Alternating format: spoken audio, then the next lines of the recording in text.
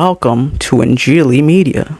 70 और 80 की दहाई में दुनिया भर में बॉक्सिंग की स्पोर्ट में 3 नाम बहुत मशहूर रहे, मोहम्मद अली, जॉर्ज फोरमैन और जो फ्रेजियर। आज हम बात करेंगे जॉर्ज फोरमैन की, जो एक शिकस्त के बाद खुदा के करीब आए, इतने करीब आए कि बाद में वो खुदा के एक खादम, एक मिनिस्टर, एक चर्च के पास्टर बन गए। तो ये सारा माजरा क्या है, ये सारा वाकया क्या है, इस पे हम बात करेंगे। लेकिन पहले हम बात करते हैं जॉर्ज फोरमैन की जिंदगी और उनके प्रोफेशनल करियर के हवाले से। तो जॉर्ज फोरमैन 10 जनवरी 1949 में पैदा हुए। उनका ताल्लुक अमेरिका से था और मार्च 21, 2025 में उनकी वफात हुई। George foreman American professional boxer थे और 2 बार वो हैवीवेट चैंपियन बने। ओलंपिक में उन्होंने 1968 के मैक्सिको सिटी ओलंपिक्स में रशिया के जोनस कैपुलस को हराकर गोल्ड मेडल जीता। वो पहली बार 1973 में जो फ्रेजियर को शिकस्त देकर चैंपियन बने थे। 2 बार उन्होंने अपना हैवीवेट टाइटल डिफेंड किया। 1974 में उनकी एक यादगार फाइट हुई मोहम्मद अली के साथ जायर में, जिसमें उन्होंने मोहम्मद अली को कॉर्नर करके उन पे बहुत ताबड़तोड़ हमले किए, लेकिन मोहम्मद अली ने उन्हें थकाकर अचानक उन पर एक लेफ्ट पंच मारा, जिसकी वो ताब ना ला सके और वो नॉकआउट हो गए और वो रेफरी के काउंट मुकम्मल होने पर भी ना उठ सके। 1977 में उन्होंने जिमी यंग से मुकाबला किया, लेकिन जिमी यंग से भी वो हार गए। जॉर्ज फोरमैन का करियर बहुत ही अजीब रहा, क्योंकि वो दुनिया के ओल्डेस्ट बॉक्सर थे जो वापसी करके 45 साल की उम्र में यानी 1994 में दोबारा बॉक्सिंग रिंग में उतरे और उन्होंने अपने एक नौजवान मद्दे मुकाबिल, जिसकी उम्र सिर्फ 26 बरस थी, जबकि जॉर्ज फोरमैन उस वक्त 45 बरस के थे, 1994 में उन्होंने माइकल मूरर को हराकर 45 साल की उम्र में एक बार फिर चैंपियनशिप जीत ली। इस तरह से वो हिस्ट्री के बॉक्सिंग में ओल्डेस्ट चैंपियन बने। 48 साल की उम्र में यानी 1997 में उन्होंने बॉक्सिंग से मुकम्मल तौर पर रिटायरमेंट ले ली। उनके बॉक्सिंग करियर में उन्होंने 76 बार फतह हासिल की और इन फतूहात में से 68 केओ थे, नॉकआउट्स थे और 5 बार वो हारे। 1989 के एक इंटरव्यू में, जिसमें ये सदी बल्कि मैं कहूंगा सदियों के 3 अजीम तरीन boxer Muhammad Ali, George Foreman और जो फ्रेजियर, तीनों ने ही एक टीवी इंटरव्यू में शिरकत की और एक दूसरे के बारे बताया और एक दूसरे के बारे कुछ मज़ाहिया और कुछ दिलचस्प बातें भी बयान की।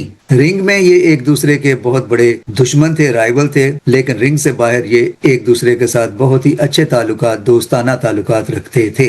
इस इंटरव्यू में जॉर्ज फोरमैन ने एक बहुत ही खूबसूरत बात कही, जो आज मैं आपके साथ शेयर करना चाहता हूं और यही बात इस वीडियो का मौजू है और यही बात इस वीडियो के कंटेंट का मरकज है। इंटरव्यू में फोरमैन ने बताया कि जब 1974 में रंबल इन द जंगल यानी कि जायर में होने वाली फाइट में वो रिंग में गिर गए और मोहम्मद अली उन पर खड़े हुए जैसे शेर की तरह धाड़ रहे थे अपना मुका थाम कर, तो जॉर्ज फोरमैन वहां रिंग में बिल्कुल फ्लैट पड़े हुए थे और वो काउंट आउट भी हो गए थे। मोहम्मद अली ने इस वाकये के बारे बताते हुए ये कहा कि ये तस्वीर जैसे कि पूरी दुनिया में आज तक बड़ी आइकॉनिक पिक्चर के तौर पर देखी जाती है। मोहम्मद अली ने अपने इंटरव्यू में बताया कि ये पिक्चर आज भी मेरे ड्राइंग रूम में लगी हुई है कि किस तरह से मैंने एक नहायत ही सख्त ओपोनेंट जॉर्ज फोरमैन को शिकस्त दी और मैं उनके ऊपर खड़ा हुआ हूं और वो नीचे रिंग के मैट पर पड़े हुए हैं। मोहम्मद अली ने इस पिक्चर के बारे में ये कहा, उन्होंने इस पिक्चर को ऐसे बयान किया और इसकी ऐसे तशरीह की। जॉर्ज फोरमैन ने इसी पिक्चर के बारे में ये तशरीह की कि जब मैं वहां रिंग के मैट पर पड़ा था तो उस वक्त मुझे एहसास हुआ कि मैं इनविंसिबल नहीं हूं, कि मैं कोई ऐसी चीज, ऐसी हस्ती नहीं जिसे शिकस्त ना दी जा सके। मैं मैट पर पड़ा हूं और मेरा अपोनेंट, मेरा राइवल, मेरा मद्दे मुकाबल ऊपर खड़ा मुझे देख रहा है और मुझ पर धाड़ रहा है।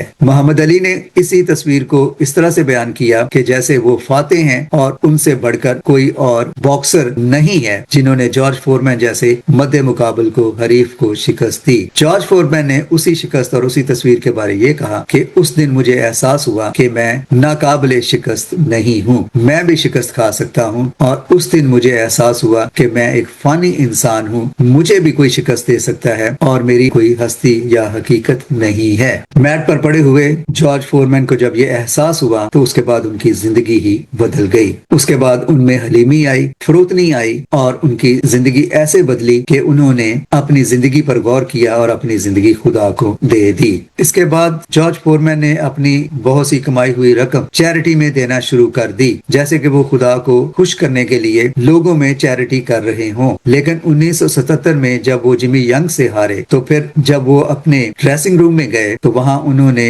غشی سی کی حالت میں ایک آواز سنی, جیسے کہ گویا وہ رویا دیکھ رہے ہوں, اور وہ آواز انہیں یہ کہہ رہی تھی کہ مجھے تمہاری دولت کی ضرورت نہیں, جو چیریٹی تم کر رہے ہو میرے نام سے مجھے اس کی ضرورت نہیں, مجھے تمہاری ضرورت ہے. انگلش میں انہوں نے یہ لکھا اور اپنے انٹرویو میں یہ کہا کہ یہ آواز مجھے یہ کہہ رہی تھی I don't want your money, I want you. اس آواز کے سننے کے بعد انہوں نے اپنی زندگی مکمل طور پر خدا کو دے دی اور وہ چرچ سے منسلک ہوئے, بائبل اسٹڈی کی, بائبل کا مطالعہ کیا, پاسٹر بنے اور ایک چرچ کے رہنما بھی بنے. اپنی عمر کے آخری ایام تک وہ اس چرچ کے پاسٹر رہے اور خدا کا کلام سناتے رہے اور خدا کی خدمت کرتے رہے. تو جارج فورمین نے جو اس شکست کے بعد, محمد علی سے شکست کے بعد اپنی زندگی پر نظر کی, اس تصویر کو دیکھا جس کے بارے محمد علی نے کہا کہ یہ تصویر میں نے اپنے ڈرائنگ روم میں نصب کر رکھی ہے اور مجھے یہ تصویر یاد دلاتی ہے کہ کس طرح سے میں نے ایک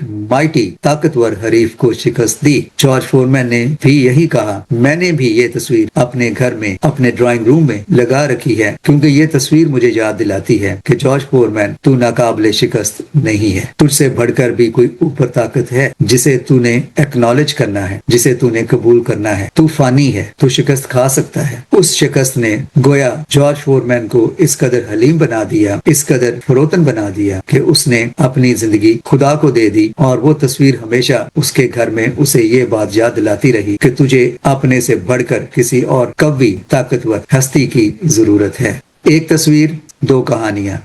Thanks for watching.